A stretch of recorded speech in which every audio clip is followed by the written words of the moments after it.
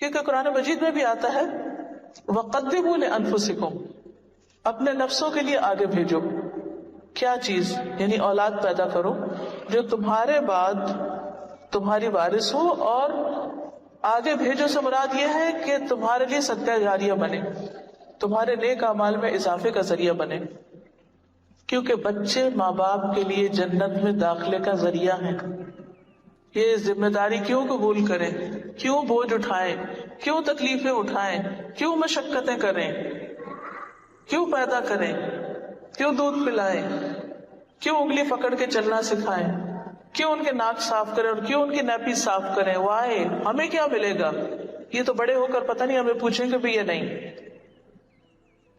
تو پہلی بات یاد رکھیے، جب بھی پریشانی ہونے لگے، جب بھی بچے ستائیں، تو سوچئے کہ جنت میں جانے کا ذریعہ ہے.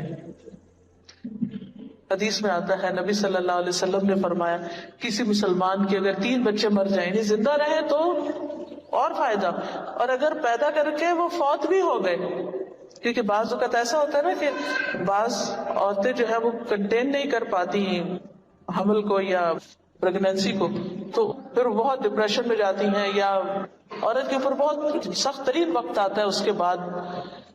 اس میں یہ ہے کہ اگر کسی عورت کا بچہ پیٹ میں فوت ہو جائے یا پیدا ہونے کے بعد فوت ہو جائے، ابھی بچہ ہی ہے، بلوغت کو نہیں پہنچا، تو اللہ تعالیٰ اس رحمت کے نتیجے میں جو ان بچوں سے رکھتا ہے اس مسلمان کو بھی جنت میں داخل کر دے گا. تو بچے چھوٹے ہوں یا بڑے، پیدا ہو جائیں یا پیدا ہونے سے پہلے، ان کا وجود میں آنا ہی والدین کے لیے باعث رحمت ہو جاتا ہے، اور وہ ان کی آخرت کی کامیابی کا ذریعہ بنتے ہیں. وقتی طور پر ان کو دیکھ کے ہم خوش ہوتے ہیں، انجوائے کرتے ہیں، اور ان سے امیدیں لگا لیتے ہیں کہ یہ بڑا ہو کر ہمارا سہارا بنے گی. سب باتیں ایک طرف ہیں، یہ وقتی ہیں. اصل فائدہ کب ہے کہ وہ ہمارے لیے چھوٹے اگر فوت ہو گئے تو جنت میں جانے کا ذریعہ بنے، اور اگر ہمارے بعد دنیا میں ہے تو ایسے نیک کام کریں جو ہمارے لیے صدقہ جاریہ بنے.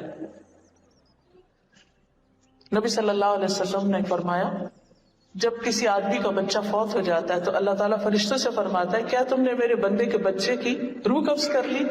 وہ عرض کرتے ہیں کہ ہاں. اللہ تعالیٰ فرماتے ہیں کیا تم نے اس کے دل کا پھل ٹکڑا قبض کر لیا؟ وہ عرض کرتے ہیں ہاں. پھر اللہ تعالیٰ پوچھتے ہیں میرے بندے نے کیا کہا؟ فرشتے عرض کرتے ہیں اس نے تیری تعریف کی اور انا للہ و انا الیہ راجعون پڑھا.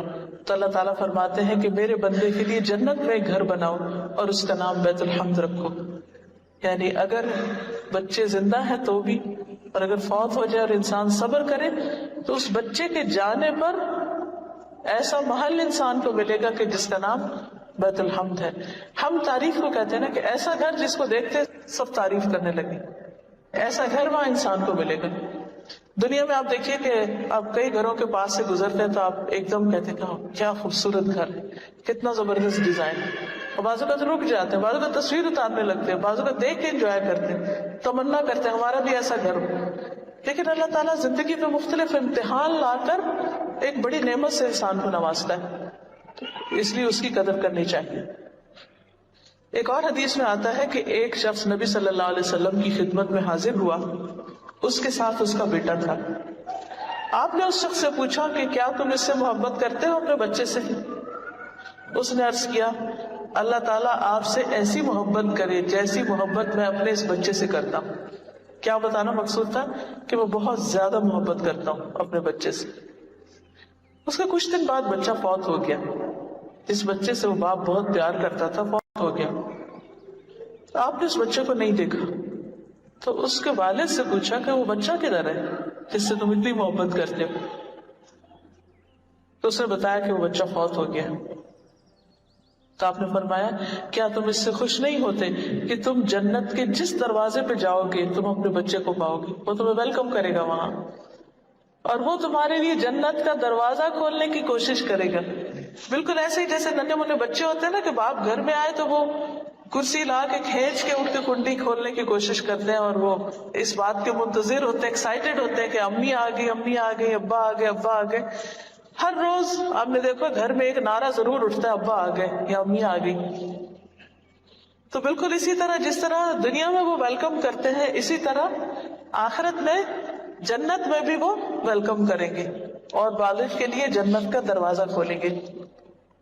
سنن النسائی کی روایت ہے.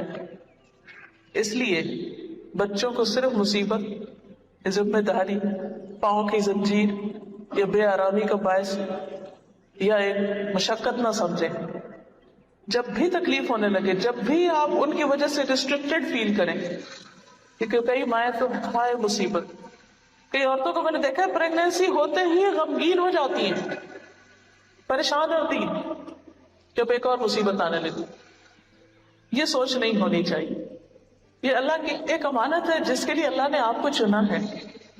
حتیٰ کہ اگر اسپیشل بچہ بھی ہے، کیونکہ بعض بچے تو خوبصورت ہنستے کھیلتے ہوتے ہیں، لیکن بعض بچے اسپیشل ہوتے ہیں، ہینڈی کیپ بچے جن کو کہتے ہیں، معذور بچے ہوتے ہیں.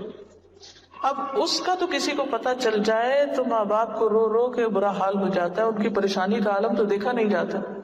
obviously پریشانی ہوتی ہے، تو خوشی کی بات تو نہیں ہوتی، لیکن اس پر بھی پازیٹو رہنا چاہیے اور یہ سوچنا چاہیے کہ اچھا اللہ نے اس خاص بچے کی خدمت کے لیے ہمیں چنا، یہ اللہ کا فیصلہ ہے.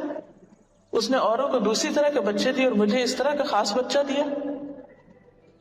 ایسی صورت میں بھی اللہ سے ناراض نہیں ہونا چاہیے، صرف غمگین نہیں رہنا چاہیے، کیونکہ اگر آپ غمگین رہیں گے تو آپ اس کی لک آفٹر کیسے کر سکتے ہیں، آپ اس کا خیال کیسے رکھ سکتے ہیں.